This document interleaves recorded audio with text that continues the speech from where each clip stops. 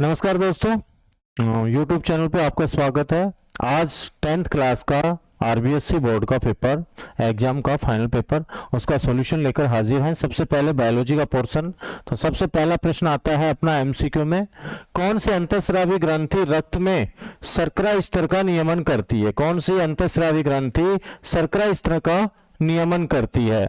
Which endocrine gland regulate sugar level in blood? तो हमें पता है कि शुगर लेवल ब्लड में पैनक्रियाज जो कि क्या रिलीज करती है? इंसुलिन हार्मोन रिलीज करती है। बढ़ते हैं अगले प्रश्न की ओर। कौन से जीव में द्विखंडन द्वारा नए जीव की उत्पत्ति हो सकती है? तो कौन से जीव में द्विखंडन द्वारा नए जीव की? तो हमें पूछा है in which organism new organism can be produced by binary fission. तो बाइनरी फिजन होता है बेटा किसमें? लेशमानिया में। किसमें होता है? लेशमानिया में। तो राइट आंसर हो जाएगा हमारा लेशमानिया। अगले प्रश्न की ओर बढ़ते हैं। पाइरुवेट के विखंडन से यह कार्बन डाइऑक्साइड जल तथा ऊर्जा देता है। यह क्रिया कहां होती है? तो पाइरुवेट कहां टूटता है बेटा? ग्लूकोज टूटता है कोशिका द्रव्य में, लेकिन पाइरुवेट टूटता है माइटोकॉन्ड्रिया में। तो राइट आंसर होगा अपना माइटोकॉन्ड्रिया। बढ़ते हैं अगले प्रश्न की ओर। तो अगले प्रश्न का सॉल्यूशन देखते हैं। अलैंगिक जनन में कितने जीव भाग लेते हैं? How many organism take part in asexual reproduction? तो अलैंगिक जनन में केवल एकल जीव भाग लेता है। तो हमारा सही उत्तर हो जाएगा एक। अगला आता है आहार श्रृंखला में सूक्ष्म जीवों की प्रमुख भूमिका है। आहार श्रृंखला में सूक्ष्म जीव किस भूमिका में होते हैं? Micro organism have a major role in the food chain as, क्या भूमिका निभाते हैं? डिकम्पोजर, प्रोड्यूसर, कंज्यूमर और सेकेंडरी कंज्यूमर। अपमार्जक की, उत्पादक की, उपभोक्ता की और द्वितीयक उपभोक्ता की। तो सही उत्तर हो जाएगा कि ये डिकम्पोजर कहलाते हैं, यानी कि पदार्थों का ये क्या करते हैं? डिकम्पोजिशन करते हैं। अगला प्रश्न आता है अपना, पीड़कनाशी की आहार श्रृंखला में बढ़ती हुई मात्रा कहलाती है। जो पेस्टिसाइड्स हम यूज करते हैं, the increasing amount of pesticide in the food chain. तो पेस्टिसाइड्स फूड चेन में क्या कहलाते हैं? फूड वेब, कंज्यूमर, प्रोड्यूसर और बायोलॉजिकल मैग्निफिकेशन। तो हमने देखा कि पीड़कनाशी का पेस्टिसाइड्स का एक से दूसरे ट्रॉफिक लेवल तक जाना और डीडीटी के रूप में, इस रूप में, तो ये कहलाता है बायोलॉजिकल मैग्निफिकेशन। अगला जो पार्ट है वो पार्ट है फिजिक्स का, और फिजिक्स का सॉल्यूशन करवाने के लिए आ रहे हैं दिनेश सर।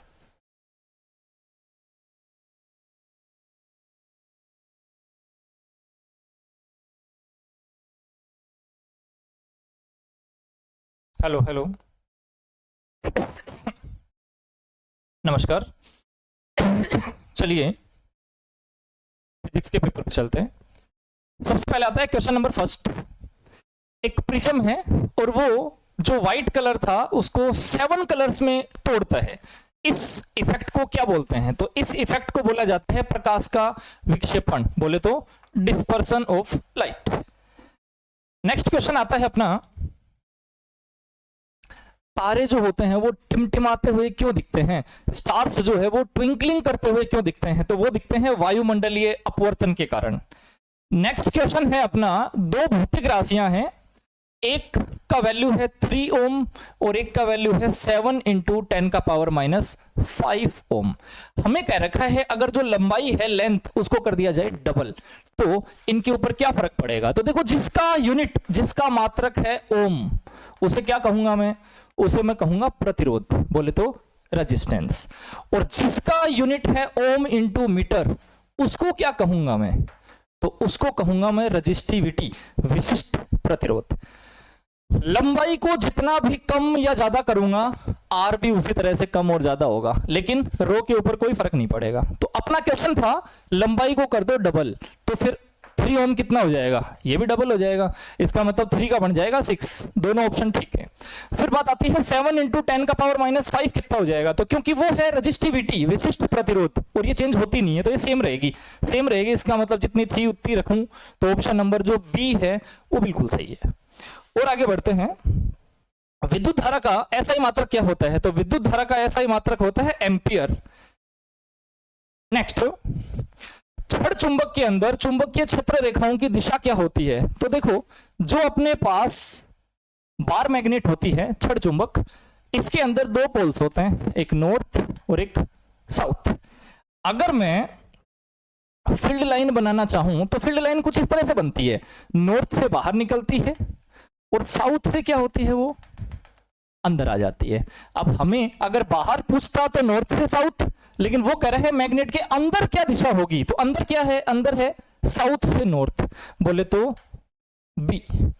नेक्स्ट आया फ्लेमिंग का जो लेफ्ट हैंड रूल है, बोले तो वाम हस्त नियम, ये क्या कहता है, तो फ्लेमिंग का जो लेफ्ट हैंड रूल होता था ये कुछ इस तरह से बोलता था, अगर लेफ्ट हैंड की तीनों अंगुलियों को एक दूसरे के 90 डिग्री पर रखें, सबसे ऊपर अंगुली होती है कौन सी, अंगूठा, उसके नीचे कौन सी होती है अपने पास, तर्जनी, और सबसे नीचे होती है मध्यमा, बोले तो thumb, four finger, middle finger.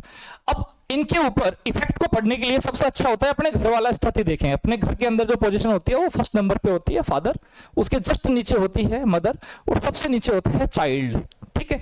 अब F फॉर फोर्स, इसका मतलब थंब करेगा फोर्स को, second mother, M for magnetic field, and third क्या करेगा ये, चाइल्ड। तो इसका मतलब जो अंगूठा है वो किसको कर रहा था, F, ठीक है। अंगूठा जो था, अंगूठा वो किसको कर रहा था, थंब F को, ओके। सेकंड आया अपने पास फोर फिंगर, फोर फिंगर किसको कर रहा था, मदर, और थर्ड जो था मिडिल फिंगर वो किसको कर रहा था, C फॉर करंट, चाइल्ड। इसका मतलब तीनों ही ऑप्शन सही हैं, तीनों ऑप्शन सही हैं, तो ये आ गया ऑल ऑफ द अबव। ये था अपने पास फिजिक्स के ऑब्जेक्टिव। अभी केमिस्ट्री के ऑब्जेक्टिव आपको सोल्व करवाने के लिए आ रहे हैं केमिस्ट्री के विद्वान अनूप जी सर। Thank you sir. चलिए शुरू करते हैं केमिस्ट्री। चलिए शुरू करते हैं केमिस्ट्री का पोर्शन। पहला बिना बुझा हुआ चूने का रासायनिक सूत्र है, तो ये क्या होता है भाई, कैल्शियम ऑक्साइड। क्या होता है, कैल्शियम ऑक्साइड। बिल्कुल आसान सा क्वेश्चन था। अगले क्वेश्चन की तरफ बढ़ते हैं। अगला क्वेश्चन क्या दे रखा था, उपरोक्त अभिक्रिया की संतुलित समीकरण में Fe का गुणांक होगा। तो बिल्कुल आसान सा जवाब है इसका। क्या है, देखो यहाँ पे Fe कितना है, 3 है, तो यहाँ भी 3 होंगे तभी तो ये क्या होगी, संतुलित होगी। तो Fe का गुणांक कितना होगा, 3 होगा। अगले क्वेश्चन की तरफ बढ़ते हैं। ठंडे जल के साथ अभिक्रिया करके H2 गैस प्रस्तुत करने वाली धातु है, तो वो धातु कौन सी होगी, सोडियम। कौन सी धातु होगी, सोडियम। अगले क्वेश्चन की तरफ, अभिक्रियाशीलता का सही घटता क्रम है। तो देखिए इसकी आसान सी ट्रिक होती है, बेटा मांगे जैन फरारी। क्या होती है, बेटा मांगे जैन फरारी। यहाँ पे बेटा है नहीं, क्या है, मांगे जैन फरारी। तो ये ऑप्शन नंबर बी है, वो बिल्कुल करेक्ट हो जाएगा। अगले क्वेश्चन की तरफ बढ़ते हैं। अगला क्वेश्चन देखो, कार्बोक्सिलिक अम्ल में उपस्थित प्रकार्यात्मक समूह है। देखो COOH की बात कर रहा है ये, तो देखो डबल O किस में है, इसमें डबल O है, इसका मतलब ये ऑप्शन हो जाएगा। इसमें डबल O है नहीं, इसमें भी नहीं है, इसमें भी नहीं है, तो ये तीनों ऑप्शन नहीं होंगे। ऑप्शन नंबर ए बिल्कुल करेक्ट हो जाएगा। अगले क्वेश्चन की तरफ चलते हैं। हाइड्रोजन की परमाणु संख्या है, बच्चे को पता है हाइड्रोजन की परमाणु संख्या कितनी होती है, 1 होती है, और द्रव्यमान संख्या कितनी होती है इसकी, 2 होती है। अगला अगर रिक्त स्थानों की पूर्ति कीजिए। ये बायो का पोर्शन है, तो हमारे बायो के सर आएंगे।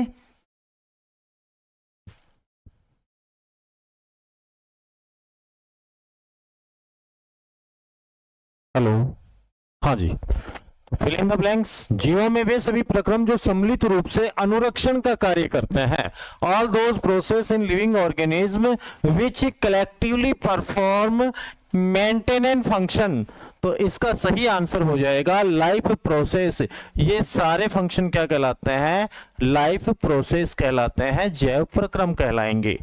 बढ़ते हैं अगले फिल इन द ब्लैंक्स की ओर। तो देखिए, अमीबा अंगुली रूपी प्रवर्ध से भोजन के कणों को घेर लेते हैं। अंगुली रूपी प्रवर्ध से भोजन के कणों को घेर लेते हैं तथा संगलित होकर खालिस्तान बनाते हैं। Amoeba surround the food particle by finger like extension and fuse over forming.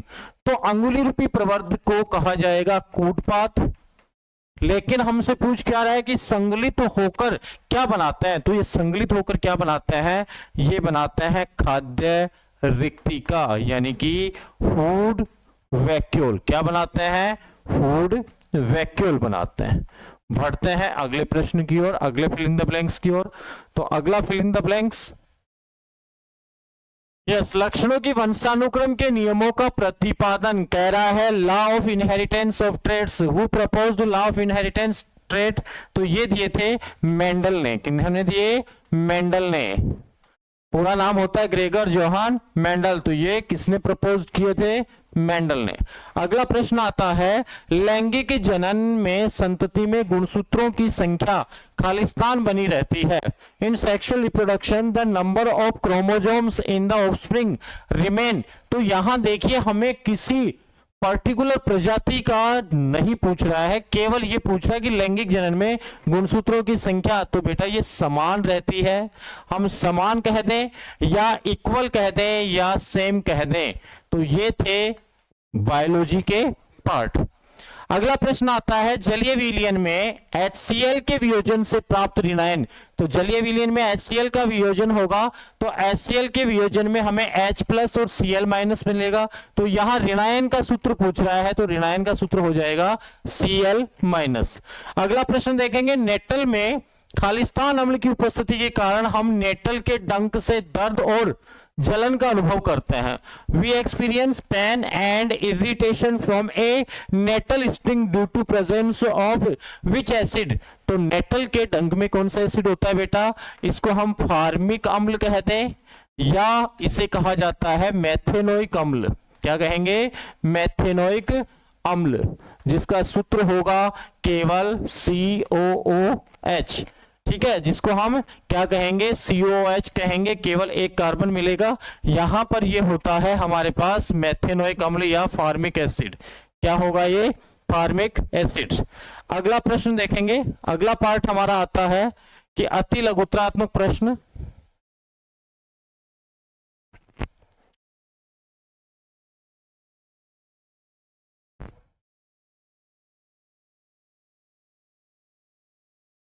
अगला प्रश्न देखें बेटा, अति लघुत्रात्मक प्रश्न। पहला प्रश्न आता है, मस्तिष्क का कौन सा भाग रक्तदाब, लार आना और वमन मीन्स ब्लड प्रेशर, सलाइवेशन और वॉमिटिंग को कंट्रोल करता है? तो ये हमारे पास भाग होता है अनुमस्तिष्क के बाद जो भाग आता है मेडुला। ये सब क्रियाएं किसके द्वारा नियंत्रित होती हैं? मेडुला, पूरा नाम होता है ओब्लोंगेटा, मेडुला ओब्लोंगेटा के द्वारा ये सब प्रक्रियाएं होती हैं। बढ़ेंगे अगले प्रश्न में, पादपों में कौन सा हार्मोन कोशिका विभाजन सेल डिवीजन को प्रेरित करता है? तो सेल डिवीजन, सी से सी मिलाएंगे आप, तो सेल डिवीजन कौन प्रेरित करता है? Cytokinin hormone. कौन सा हार्मोन होगा? Cytokinin hormone. बढ़ते हैं अगले प्रश्न में, दो अलग अलग लक्षणों की वंशानुक्रम में F2PD हमसे पूछ रहा है दो अलग अलग लक्षण, यानी कि कौन सा क्रॉस पूछ रहा है? द्विसंकर संकरण। क्या पूछ रहा है? द्विसंकरण संकरण प्रयोग में हमसे पूछ रहा है F2PD का लक्षण प्रारूप, यानी कि inheritance of two separate traits in F2 generation, और हमसे पूछ रहा है फिनोटाइप रेशियो। तो ये रेशियो हमारा होगा 9:3:3:1, 9:3:3:1। बढ़ते हैं अगले प्रश्न की ओर। तो अगला पार्ट अपना है, एक लंबे व बौने पौधे में संकरण करवाने पर, जब लंबे और बौने पौधे में हमने संकरण करवाया तो ये हमसे पूछ रहा है कि प्रथम पीढ़ी में कौन से लक्षण प्रकट होंगे? तो प्रथम पीढ़ी में कौन से लक्षण आएंगे? प्रथम पीढ़ी में प्रभावी लक्षण आएंगे, यानी कि डोमिनेंट कैरेक्टर आएंगे, प्रभावी लक्षण आएंगे। और प्रभावी लक्षण यानी सभी पौधे कैसे होंगे? लंबे बन जाएंगे, टोल बन जाएंगे।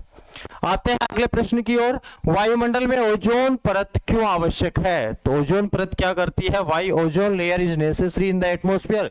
तो ओजोन परत क्या करती है? हानिकारक पराबैंगनी किरणों से, हानिकारक पराबैंगनी किरणों से हमारी रक्षा करती है, पराबैंगनी किरणों से रक्षा करती है, यानी कि it protect UV rays from sun. अगला पार्ट फिजिक्स का होने वाला है, जिसको लेकर आ रहे हैं दिनेश जी सर।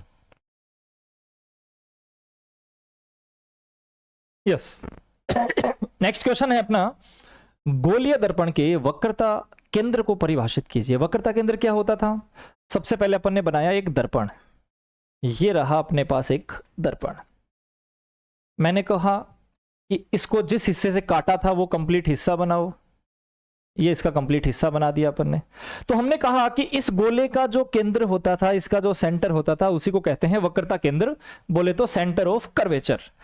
नेक्स्ट था अपना लेंस की क्षमता, लेंस पावर किसको बोलते हैं बताइए। तो सिंपल, जो लेंस होता है वो प्रकाश की किरणों को क्या करता है, या तो एक जगह पे इकट्ठा करता है या उनको फैला देता है।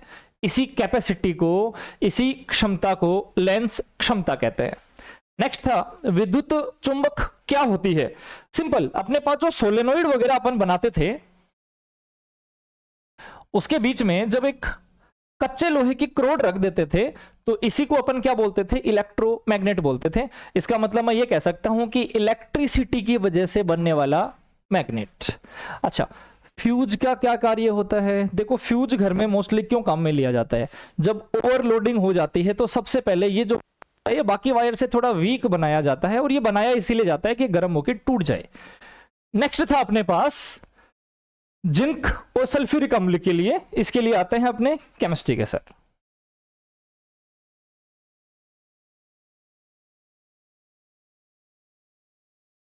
देखिए क्या दे रखा है, जिंक प्लस सल्फ्यूरिक अम्ल, और क्या बन रहा है यहाँ पे, जिंक सल्फेट प्लस हाइड्रोजन। तो जिंक क्या होता है, जेड, जिंक क्या होता है, Zn प्लस H2SO4, और जिंक सल्फेट क्या बनेगा, ZnSO4। बच गया क्या हमारे पास H2, तो क्या बन जाएगा यहाँ से H2। बिल्कुल आसान सी हलवा सी रिएक्शन थी। चलिए अगले क्वेश्चन की तरफ बढ़ते हैं। और यहाँ पे देखो कैल्शियम हाइड्रोक्साइड और CO2, और यहाँ पे X बना दिया और साथ में क्या बना दिया, जल बना दिया। तो देखो X की जगह क्या आएगा, एक तो Ca बच गया, एक C बच गया और 3 ऑक्सीजन बच गए। तो क्या बनेगा, कैल्शियम कार्बोनेट। क्या बनेगा, कैल्शियम कार्बोनेट। बिल्कुल हलवा सा क्वेश्चन था। अगले क्वेश्चन की तरफ चलते हैं। सबसे अधिक तन्य धातु का नाम लिखिए। Right the name of the most ductile metal. और ये क्या होती है आपका, गोल्ड। क्या होती है, गोल्ड, जिसको हम क्या बोलते हैं, ओरम। और 1 ग्राम गोल्ड से हम 2 किलोमीटर लंबा वायर बना सकते हैं, इसकी इतनी कैपेसिटी होती है। अगले क्वेश्चन की तरफ चलते हैं अब। सेक्शन बी, सेक्शन बी वापस से ये शुरू हो गया, बायो के क्वेश्चन। तो हमारे सारे आएंगे बायो के।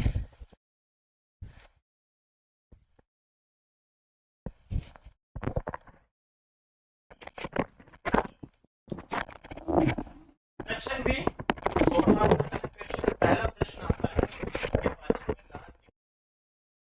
Role of saliva in the digestion of food. तो लार यहाँ 2 काम करती है सलाइवा।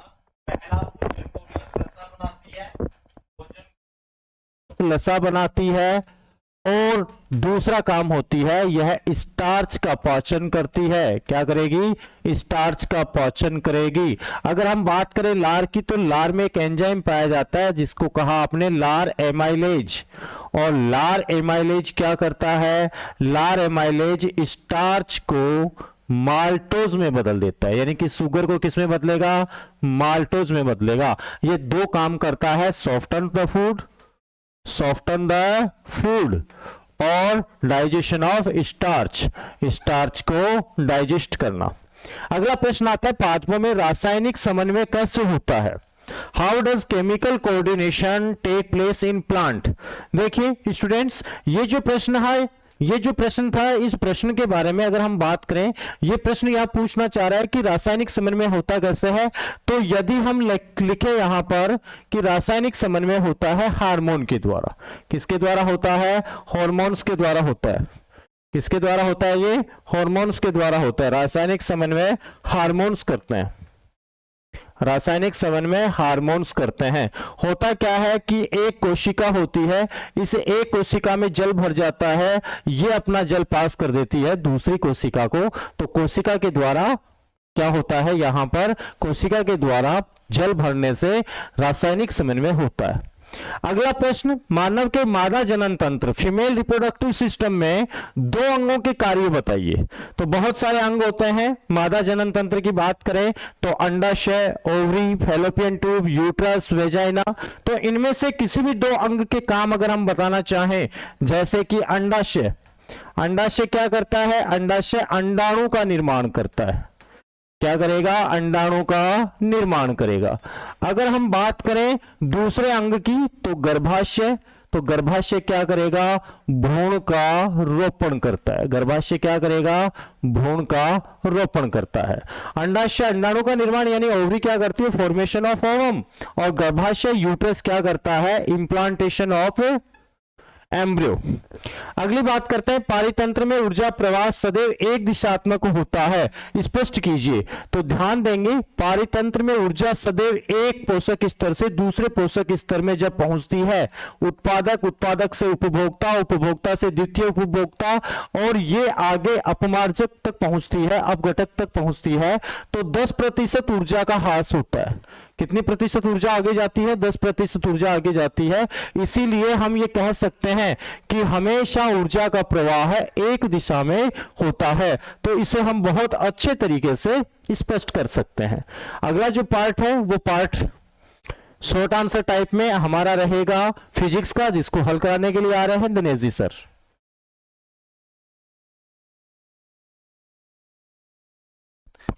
हेलो, तो नेक्स्ट क्वेश्चन पे चलते हैं अपन।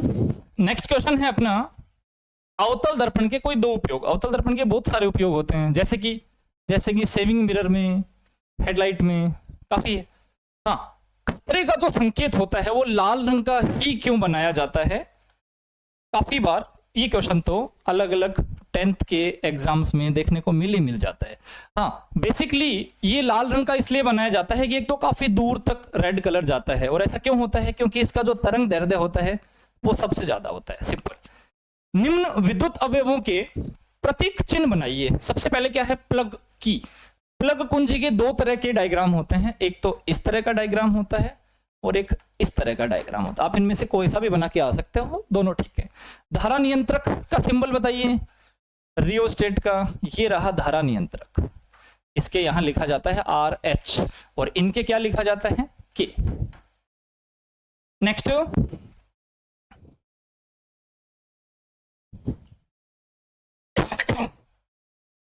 घरेलू विद्युत परिपथों में जो उपकरण होते हैं उनको किस क्रम में जोड़ा जाता है? तो हमारे घरों के अंदर जितने भी कनेक्शन होते हैं वो सारे के सारे समांतर क्रम में, बोले तो पैरेलल में जोड़े जाते हैं।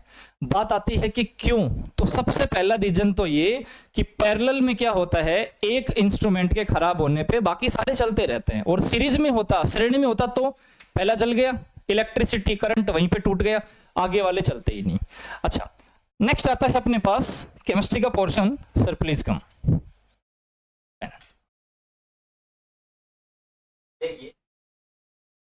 निष्करण प्रक्रम में जिंक सल्फाइड को ऑक्साइड में क्यों परिवर्तित किया जाता है? कारण लिखिए। क्या कारण होता है? जब जिंक सल्फाइड को हम क्या करते हैं, जिंक सल्फाइड को क्या करते हैं, जब जिंक सल्फाइड से हम जिंक निकालते हैं तो डायरेक्ट जिंक नहीं मिलता है, तो क्या करते हैं, सबसे पहले O2 के साथ इसकी रिएक्शन करवाते, तो क्या बनता है? Zinc oxide. अब इसका ऑक्सीडेशन करवाएंगे, क्या करवाएंगे? इसका ऑक्सीडेशन करवाएंगे, तो क्या मिल जाएगा हमें? जिंक मिल जाएगा। तो प्योर जिंक प्राप्त करने के लिए हम क्या करते हैं? पहले जिंक सल्फाइड की O2 के साथ रिएक्शन करवाते हैं, फिर जिंक ऑक्साइड बनेगा, और ऑक्सीडेशन से क्या बन जाएगा? जिंक बन जाएगा।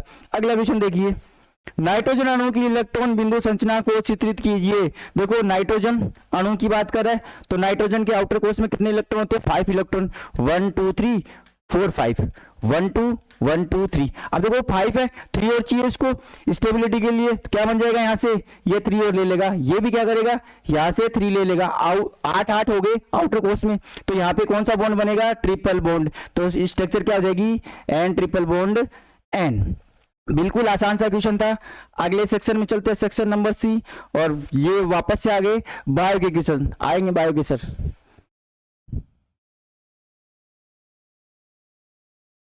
यस स्टूडेंट, सेक्शन सी, कुछ प्रकार के पादपों को उगाने के लिए कायिक प्रवर्धन मीन्स बात कर रहा है वेजिटेटिव प्रोपेगेशन का अभ्यास क्यों किया जाता है, रीजन पूछ रहा है। तो ऐसे पौधे, ऐसे पादप जो बीज रहित होते हैं, उनको किस विधि द्वारा उगाया जाएगा?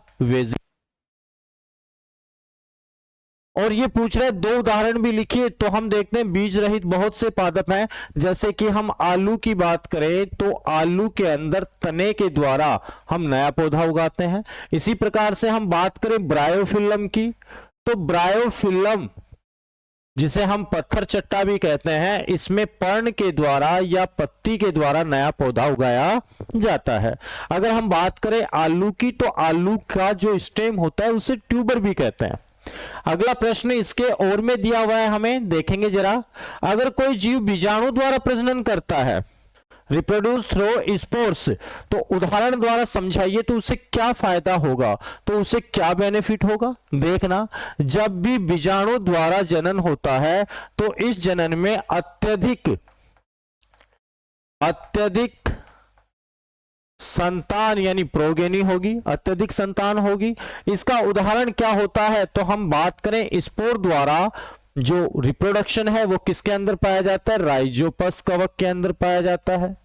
राइजोपस कवक जो ब्रेड के ऊपर उगता है, राइजोपस कवक बीजाणु द्वारा जनन करता है। यहां अत्यधिक संतति उत्पन्न होती है, यानी कि संतति की संख्या बहुत ज्यादा होती है। अत्यधिक संतति उत्पन्न होने से होगा क्या कि जो संतति है उसके जीवित रहने का चांस ज्यादा रहेगा। अगला जो पार्ट है वो फिजिक्स का पार्ट है। फिजिक्स के पार्ट के लिए सर,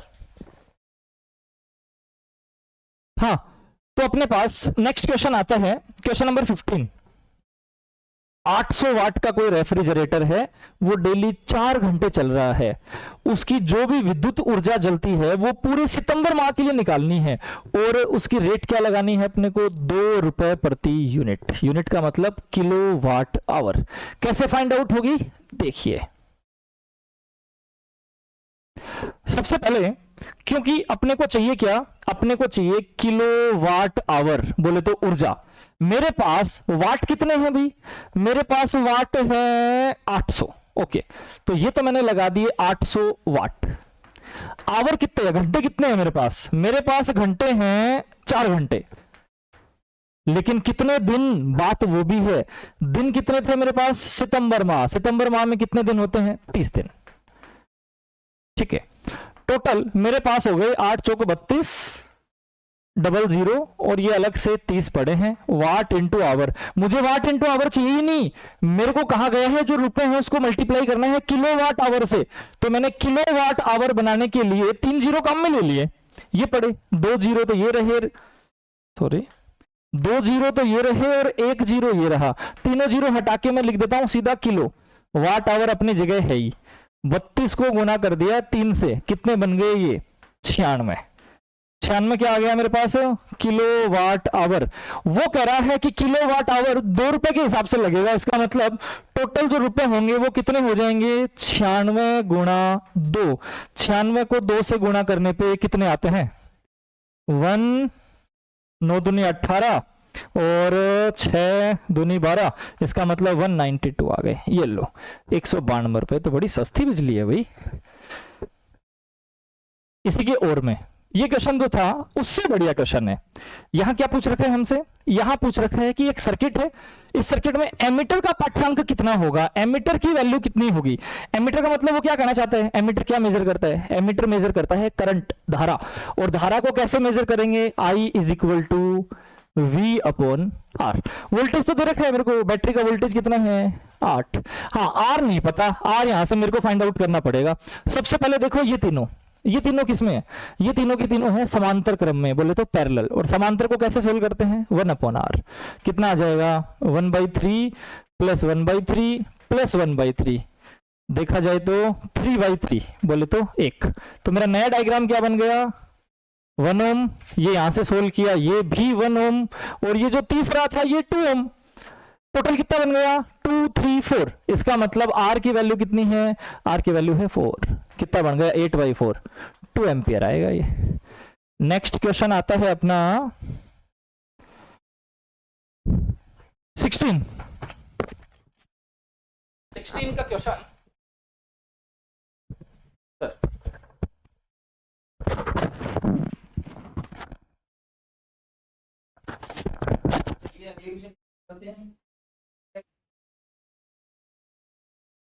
CuCl2 दे रखा है, और यहाँ पे क्या पूछा हुआ है, x पूछा हुआ है। चलिए इसको निकालते हैं फटाफट। आसान सा क्वेश्चन दे रखा है बिल्कुल, PbCuCl2, और यहाँ पे पूछा हुआ है x की वैल्यू क्या होगी, x की वैल्यू क्या होगी। तो बनाते हैं, यहाँ पे क्या बनेगा, देखो Cu तो बन गया, Cu बन चुका है, बचा क्या, Pb बचा और Cl2, क्या बोलेंगे इसको, लेड क्लोराइड, क्या बोलेंगे इसको, लेड क्लोराइड। बिल्कुल आसान सा क्वेश्चन है। वाई, फिर अगला क्वेश्चन देखिए क्या देता है, वियोजन अभिक्रिया को संयोजन अभिक्रिया की विपरीत अभिक्रिया क्यों कहते हैं। देखो वियोजन जो अभिक्रिया होती है उसमें क्या होता है, जैसे ए है और ये किसमें, दो मॉलिक्यूल में ब्रेक हो जाता है, और संयोजन में क्या होगा, आपके सामने दो होंगे और वो किसमें हो जाएंगे, एक में ही मॉलिक्यूल में चेंज हो जाएंगे, इसलिए दोनों को क्या कहते हैं, विपरीत अभिक्रिया कहते हैं। अगले क्वेश्चन की तरफ चलते हैं। अगला क्वेश्चन देखिए क्या दे रखा है, 6CO2 प्लस 12H2O, और यहाँ पे क्या है, सूर्य प्रकाश सनलाइट है और क्लोरोफिल है, यहाँ पे X दे रखा है और 6O2। अब देखिए क्या बन गया, 6O2 तो बन गया, यहाँ पे क्या बनेगा, C6H12O6, जिसको हम क्या कहते हैं, ग्लूकोज, क्या कहते हैं, ग्लूकोज कहते हैं। और यही पूछा हुआ है, उपरोक्त अभिक्रिया में X का रासायनिक सूत्र और उसका नाम लिखिए, तो क्या बनेगा यहाँ पे C6H12O6, और जिसको हम क्या कहते हैं, ग्लूकोज कहते हैं। देखिए जल के विद्युत अपघटन के दौरान कार्बन इलेक्ट्रोड पर हाइड्रोजन गैस प्रस्तुत होती है, उसको क्या कहते हैं, कैथोड, क्या कहते हैं, कैथोड। क्या होता है, नेगेटिव इलेक्ट्रोड, क्या बनेगा वो भाई, क्या बनेगा आपका, कैथोड, नेगेटिव इलेक्ट्रोड बनेगा। अगले क्वेश्चन की तरफ आते हैं। कार्बन परमाणु में कौन सा परिवर्तन होने पर C4- ऋणायन बनेगा, जब कार्बन क्या करेगा, 4 इलेक्ट्रॉन ले लेगा, किसी दूसरे से क्या कर देगा, ये 4 इलेक्ट्रॉन ले लेता है, तो क्या बनेगा, C4-। अगले पे चलते हैं, निम्नलिखित यौगिकों के नाम लिखिए। देखो Cl जुड़ा हुआ है, मेथेट प्रोप, क्या बनेगा यहां से, क्लोरोप्रोपेन, क्या बनेगा, क्लोरोप्रोपेन। अगला देखते हैं, देखो यहां से क्या आ गया, कीटोन ग्रुप आ गया, तो क्या बनेगा, मेथेट प्रोप, प्रोपेनोन, क्या बनेगा, प्रोपेनोन, क्या बनेगा, प्रोपेनोन। बिल्कुल हलवे से क्वेश्चन दे रखे हैं। अगले क्वेश्चन की तरफ बढ़ते हैं, और ये अथवा वाला क्वेश्चन दे रखा है, बिल्कुल आसान सा था ये वाला, जो कि हमने कर लिया। अब आते हैं अगले क्वेश्चन की तरफ। तो अगला है सेक्शन डी, जो कि शुरू हो चुका है बायो का। Sir please come. Student, section D, पहला जो प्रश्न है ऐसे टाइप क्वेश्चन, इसमें पहला प्रश्न आया हमारा लाइव प्रोसेस से, मानव के पाचन तंत्र का नामांकित चित्र, तो आपको चित्र बनाना था, और पहली बार बोर्ड एग्जाम में इसकी मार्किंग 2 मार्क्स रखे गए हैं। पहले तक ये प्रश्न 1 नंबर का हुआ करता था, तो हम आराम से पाचन तंत्र का चित्र बना सकते हैं। अगर पाचन तंत्र का चित्र नहीं बनाते हो तो आप श्वसन तंत्र का चित्र भी बना सकते हो। नामांकित चित्र दिया था आपको, लेबल्ड डायग्राम दिया था, ह्यूमन डाइजेस्टिव सिस्टम, या फिर ऑप्शन में था और में क्वेश्चन था ह्यूमन रेस्पिरेटरी सिस्टम। दूसरा प्रश्न देखिए, पचे हुए भोजन को अवशोषित करने के लिए छोटी आंत के कार्य को समझाइए। तो हमें पता है कि जो छोटी आंत होती है, छोटी आंत में ऐसे अंगुली नुमा प्रवर्ध पाए जाते हैं। इन अंगुली नुमा प्रवर्ध को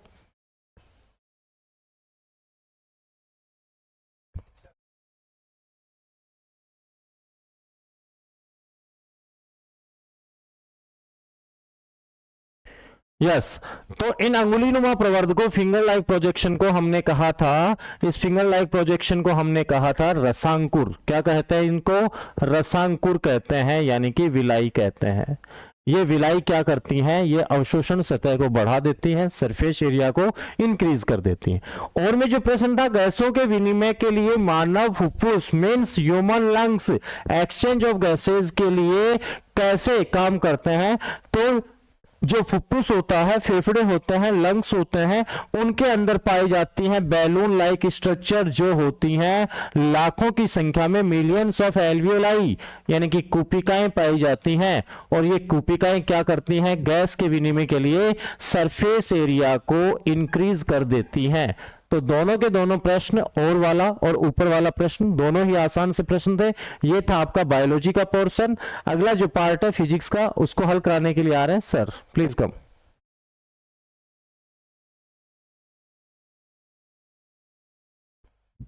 हेलो, देखिए नेक्स्ट अपना क्वेश्चन आता है यहां से, लेंस के आवर्धन को परिभाषित कीजिए। मैग्निफिकेशन ऑफ लेंस, लेंस के लिए आवर्धन का फॉर्मूला कितना होता था, -v/u या +v/u। तो लेंस के लिए होता था अपने पास +v/u, और सेम जो मिरर होता था उस मिरर के लिए होता था -v/u। एक बात तो ये तो आपको साथ में फॉर्मूले के अंदर दिखानी है। अब बात आती है कि हम सिर्फ और सिर्फ क्या चाहते हैं, ओनली डेफिनेशन। तो डेफिनेशन दोनों की ही यहां से बन सकती थी, h'/h। h' का क्या मतलब है, h' का मतलब है जो अपना इमेज होता है, जो अपना प्रतिबिंब होता है उसकी ऊंचाई। और h का क्या मतलब होता था, h का मतलब है जो अपनी वस्तु है जो अपना ऑब्जेक्ट है उसकी ऊंचाई। तो इसका मतलब मैं ये कह सकता हूं कि प्रतिबिंब की ऊंचाई और बिंब की ऊंचाई दोनों का जो अनुपात होता है उसी अनुपात को क्या कहते हैं, आवर्धन कहते हैं। सेकंड आया अपने पास प्रकाश के परावर्तन के दोनों नियम बताइए। परावर्तन के नियम क्या होते थे? फर्स्ट नियम तो ये होता था कि अपने पास जो रे आती है, जो रे चली जाती है और जो अभिलंब खिंचता है, वो तीनों के तीनों एक ही पॉइंट पे होते हैं। दूसरा क्या कहता था, दूसरा कहता था कि जो कोण आया और जो कोण गया, बोले तो आपतन कोण और परावर्तन कोण दोनों की ही वैल्यू क्या होती है, सेम होती है। थर्ड इसी के साथ कहता है एक उत्तल दर्पण है, उत्तल दर्पण के लिए जो बिंब है, बोले तो वस्तु, वो कहां रखी हुई है, अनंत के ऊपर। किरण चित्र बनाइए। ये सेम क्वेश्चन एक बार वापस भी आएगा, पहले अपन फर्स्ट देख लेते हैं। ये उत्तल दर्पण था, ओके। उत्तल दर्पण कैसा होता है, ये मैंने एक दर्पण बनाया और अंदर की तरफ कर दी इसके पॉलिश, ये है उत्तल। और अवतल कैसा होता, अवतल कुछ इस तरह का होता जब मैं बाहर करता। फिलहाल उत्तल की बात चल रही है। वस्तु को रख देना है मुझे कहां, अनंत पे, ओके। इसका मतलब एक रे यहां से आ गई और एक रे यहां से आ गई, क्योंकि टकराने के बाद ये इधर फैल गई, ये इधर फैल गई। तो इससे क्या मतलब निकला, इससे ये मतलब निकला कि ये दोनों तो आपस में कट ही नहीं कर रही। कट नहीं करेंगी तो इमेज भी नहीं बनेगी भाई। तो उसका मतलब मैंने क्या किया, इनको दूसरी साइड भेजा, जहां पे ये एक दूसरे को कट करेंगी, इसी को कहते हैं फोकस, और ये बन गया इसका इमेज। हाँ, ये ध्यान रखना, रे डायग्राम में हमेशा इमेज को वहां पे शो भी किया जाता है कि ये आई है। और आगे बढ़ते हैं दूसरी साइड। लेंस सूत्र लिखिए। लेंस सूत्र क्या होता था, देखो दर्पण सूत्र होता था 1/f = 1/u + 1/v। और लेंस सूत्र क्या होता था, 1/f = 1/v - 1/u। सेकंड क्या करे, स्नेल के अपवर्तन का नियम लिखिए। स्नेल ने क्या कहा था, स्नेल ने कहा था कि sin I/sin r = n2/n1। इसका मतलब जो आपतन कोण है उसकी ज्या और जो अपवर्तन कोण है उसकी ज्या, दोनों का अनुपात क्या होता है, अपवर्तनांक। नेक्स्ट था अपने पास एक उत्तल लेंस है, ओके। इसके लिए फिर से प्रतिबिंब बनाओ और फिर से अपनी जो वस्तु है वो अनंत पे रखी हुई है, लेकिन इस बार जो है वो लेंस है उत्तल। तो मैं क्या कर सकता हूं, मैं कुछ इस तरह से बना सकता हूं, ये मेरा लेंस हो गया। फिर से अनंत, अनंत का मतलब क्या होता है, रे आती हुई दिखती हैं, ऑब्जेक्ट नहीं दिखता। फिर से सेम काम, रे आती हुई दिख रही हैं, कहां से आ रही हैं ये नहीं दिखेगा। ये दोनों के दोनों इधर से होके कट लगाएंगे और ये अपनी चली गई। यही क्या है, फोकस। इमेज कहां बनी, ये रही, बात खत्म। ये था अपना क्वेश्चन नंबर 19। लास्ट क्वेश्चन रह गया, तो फिर मैं आपको एक बात और भी बता देता हूं।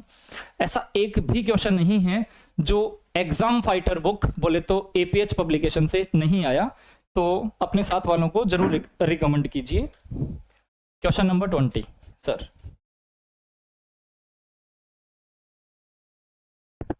देखिएगा क्या क्वेश्चन रहेगा, प्लास्टर ऑफ पेरिस की बात हो रही है। प्लास्टर ऑफ पेरिस के साथ इसकी क्रिया करवाने जल मिलाने की। दूसरा क्या है, जल की अभिक्रिया का रासायनिक समीकरण लिखना है। तो क्या बनेगा ऐसे, CuSO4 × 1/2 H2O लेंगे प्लस 1 × 1/2 H2O के साथ क्या करवाएंगे इसकी रिएक्शन। तो क्या बनेगा यहाँ से, कॉपर सल्फेट। क्या बनेगा, CuSO4 × 2H2O बन जाएगा यहाँ से। अब क्या कह रहा है, जल मिलने के प्रभाव को समझिए। जब इसमें क्या करेंगे हम, जल मिलाते हैं तो ये क्या हो जाता है, हार्ड हो जाता है भाई। क्या हो जाता है, ये हार्ड। इसका मतलब क्या होगा, ये कठोर हो जाएगा। और इसकी हमने रिएक्शन लिख दी है। अगले क्वेश्चन की तरफ चलते हैं। क्या कह रहा है, जलीय कॉपर सल्फेट और धोने का सोडा के क्रिस्टलीय अणुओं में उपस्थित क्रिस्टलन के जल के आधार पर विभेद कीजिए। तो देखो कॉपर सल्फेट का क्या होगा, CuSO4 इंटू 5H2O, क्या बनता है 5H2O। और धोने का सोडा जो बनता है Na2CO3 इंटू 10H2O। तो इसमें देखो जल के कितने अणु है 5 है, और इसमें जल के कितने अणु है 10 अणु है, तो इनके आधार पर विभेद कर सकते हैं। फिर क्या करें, क्रिस्टलीय कॉपर सल्फेट को गर्म करने पर, कॉपर सल्फेट को हम गर्म कर रहे हैं, गर्म करने पर उसके निम्नलिखित गुणों पर पड़ने वाले प्रभाव को समझिए। तो हम जब इसको गर्म करेंगे CuSO4 को क्या करेंगे, हीट देंगे, हम हीट देंगे तो क्या बनेगा, कॉपर सल्फेट बनेगा, प्लस ये 5H2 क्या चल जाएगा, बाहर चला जाएगा, गर्म करेंगे तो उड़ जाएगा। क्या कर रहा है, रंग का, क्रिस्टल का रंग, तो पहले ये कलर कैसा होता है, ब्लू कलर का, किस कलर का, ब्लू कलर का। तो और ये किसका बन जाएगा, व्हाइट कलर का, किस कलर का बन जाएगा, व्हाइट कलर का। तो इसी के साथ आपका पेपर समाप्त होता है। बिल्कुल आसान से क्वेश्चन थे, और आप लोग देख लेना कैसे कैसे कितने कितने मार्क्स बन रहे हैं, और कमेंट सेक्शन में जरूर बताइएगा कि आपके कितने मार्क्स बन रही है। अगर आप YouTube पे पहली बार आ रहे हो, हमारी क्लास पहली बार देख रहे हो, तो हमारे चैनल को जरूर सब्सक्राइब कीजिए और दोस्तों को जरूर भेजिएगा। Thank you so much.